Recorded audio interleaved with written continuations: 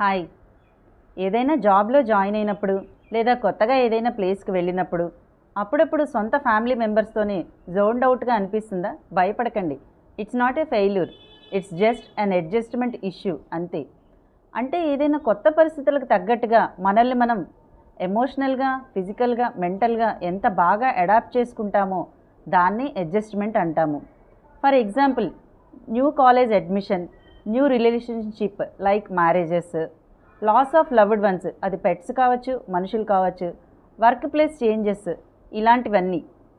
మరి ఇష్యూస్ ఎప్పుడు వస్తాయి? మనలో సెల్ఫ్ ఎస్టీమ్ తక్కువగా ఉన్నప్పుడు, కాన్ఫిడెన్స్ లేనప్పుడు, మన ఒపీనియన్స్ రిజిడ్గా ఉండి ఫ్లెక్సిబిలిటీ లేనప్పుడు, ఎవరన్నా ఏమన్నా అనుకుని జడ్జ్ చేస్తారేమో అని భయపడుతున్నప్పుడు స్ట్రగుల్స్ ఫేస్ చేస్తాము. Our brain just resist change for safety, but growth lies just beyond it. మరి దీన్ని అధిగమించాలంటే మీ కంట్రోల్లో లేని పరిస్థితుల్ని యాజ్ ఇట్ ఈజ్గా యాక్సెప్ట్ చేయండి.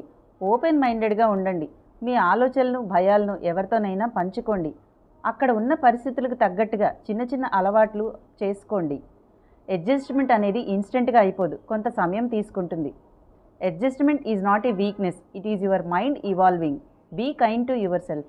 Thank you.